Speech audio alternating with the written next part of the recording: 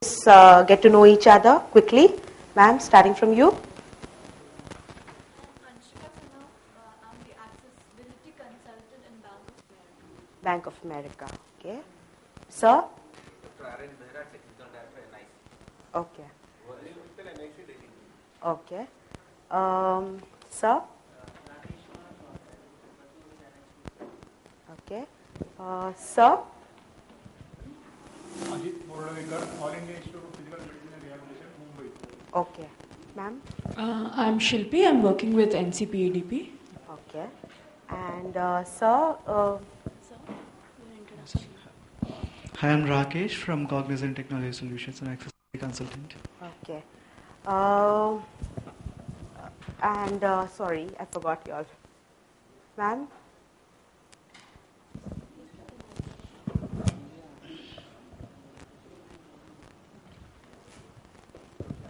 Good morning. I'm Ambalika Senapati. I'm from Sishu Sarthi and NGO working for persons with disability in Guwahati, Assam. Hello, I'm Emily Day and I'm working with Shishu Sharathi Guwahati. Okay.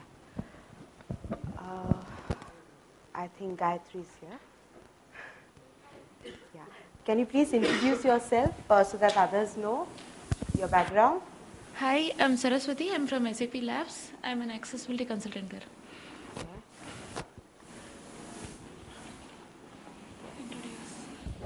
Hi, good morning to all of you. I am Mahesh, SAP Labs, India. I'm also into the accessibility testing part, which is done in SAP for all SAP products. Hello everyone, this is Anshul here.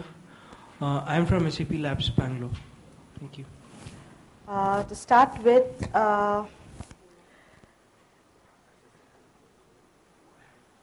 we have had the Disability Act in India, which says that it's a right of people to have equal opportunities, equal participation, and equal access.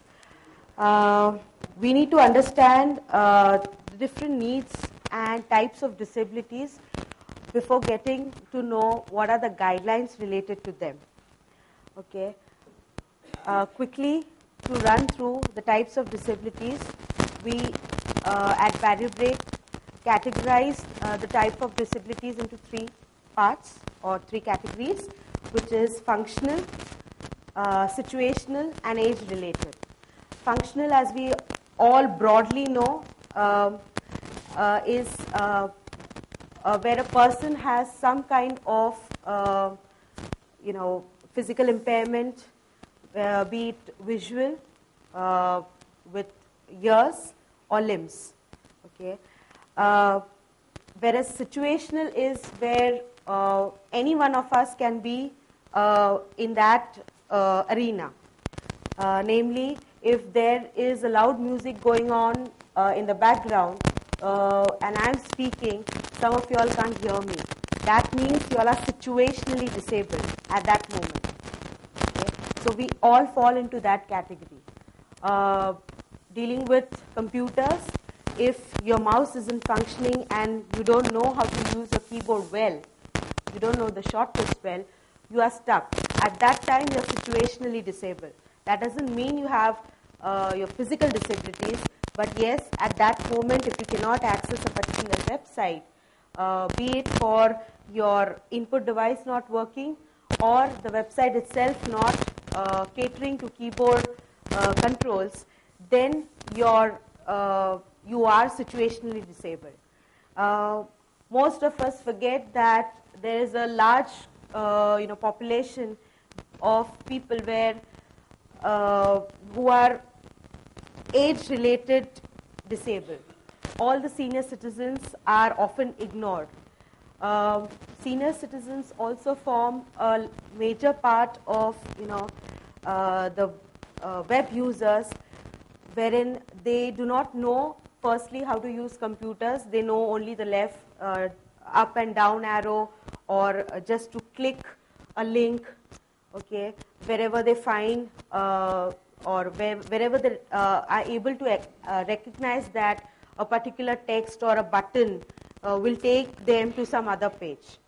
Okay, they just know the basic functionality of working with the web.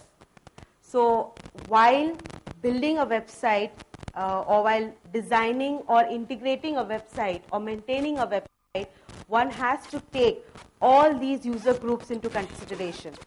Be it the senior citizen, it also depends on the type of user group or audience you are catering to.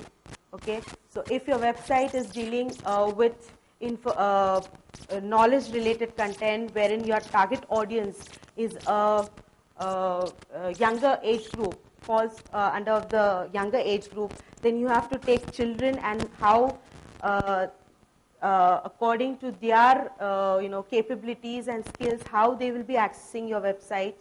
All these minute things also play a very big role while building a accessible website. Okay. So some of the problems faced by the disabled. Disabled meaning the functional disabled, the situational disabled, and the age-related disabled people. Okay. They might have problems while traveling, communicating, undertaking educational courses, at workplaces, and also entertainment.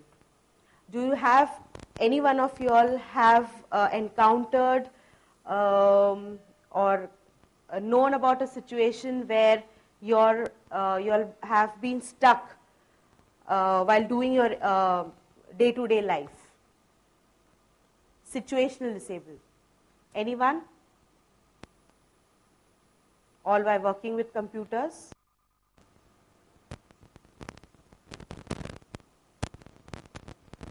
Okay.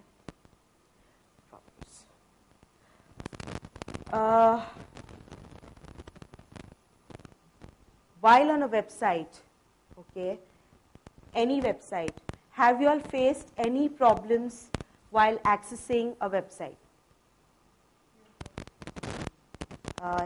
Like, couple? One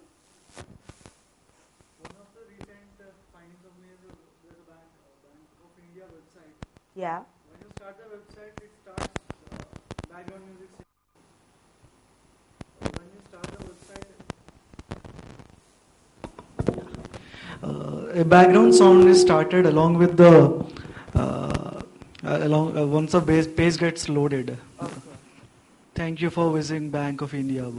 The music will be coming, but when a screen reader user uses the website, he can't read, understand, listen, or whatever the screen reader is reading while the background is. So, in order to make the website fancy and pleasing, a major disability group is often ignored, which is the visual impairment who use screen readers. Yes, too much of content. Right. Yeah.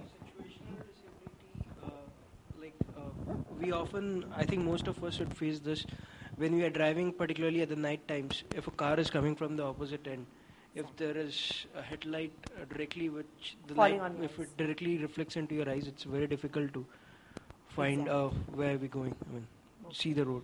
Right. Discussing all the points is that while building a website and while placing the content, each and every member of the web development team needs to cater to all types of disabilities, keeping usability and accessibility in mind. Okay, not only you don't have to. Accessibility does not mean only for the disabled. It can be you and me at any given point of time. Okay, just like situationally disabled, I can be situationally disabled anytime. If my mouse is not working, I should be able to use any website using my keyboard. Okay, so minute things which we need to keep in mind while building a website. Okay, what is accessibility? Let's quickly run through it because I want to discuss the guidelines which are mandatory guidelines of the Indian government websites. So I'll just read through the points. What is accessibility? It is the ease with which one can reach any text, link, images, table, irrespective of the type of device, technology, or assistive technology. Accessibility and technology means the product should be designed and developed such that it can be used by people with or without disability. In Indians, we have been having international standards, for building websites, which are WCAG, which is Web Content Accessibility Guidelines. In Indian scenario, GIGW, which is the Guidelines for Indian Government Website, is based as well as ISO standards. Okay.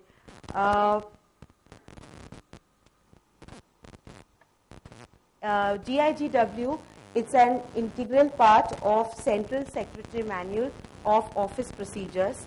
It is prepared by NIC, okay, and it was published in January 2009. You can have the entire guideline or download it on the documentation on web.guidelines.gov.in. It also has a compliance matrix at the end of the guideline, which can be used as a checklist for the web developers, designers, content writers, everyone in the group, including the accessibility testers. So please do download it and read it carefully. The basic objectives of the guidelines were to ensure that Indian government website belonging to any constituent of the government at any level are citizen-centric and visitor-friendly. It is advised that these guidelines be followed while developing or managing any government website, portal, or even web-based applications. So all of them fall into the contents of the guidelines are basically divided into 10 chapters. At the end, we have the compliance matrix. I'll be discussing all the important points of the 10 chapters in a gist later. So we'll be discussing few of the points. Why GIGW is important? Because any and every government website in India fall into this purview. There are over 6,000 plus government websites which need to look at. The problem for all the websites, all the government websites, are that all the websites are different in functionality as well as look and feel. Well, you cannot control that, but you can have some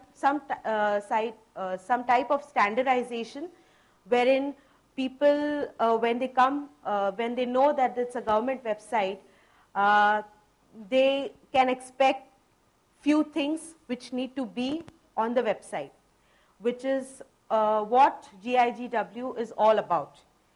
Okay, so the purpose of the guidelines are basically based on triple U trilogy, which is usable, the website should be user-centric, and the website should be universally accessible. The most important aspect of following GIGW is that it requires the government website not only to follow all the guidelines, but also get it certified by STQC, which is Standardization, Testing and Quality Certification. You need to have this certificate in order to qualify that you have implemented GIGW successfully. So there is a security audit and check on all the components on your website by a certifying agency, which is STQC. They give you a certificate at the end of the test if you pass all their criteria or you meet all your criteria. Okay. Yes, this is a must. It's a must. If you are a government website, you need to follow this procedure. And it's good for you also because security audits are done, included in this exercise. So indirectly you make your website secure. So it's a good practice. We need to do that. So all central, state and district government fall into this purview. Okay. Following the guideline is a little dicey because people tend to read in between the line and find a way out. But one needs to understand and keep in mind the end user before implementing or making changes to the website.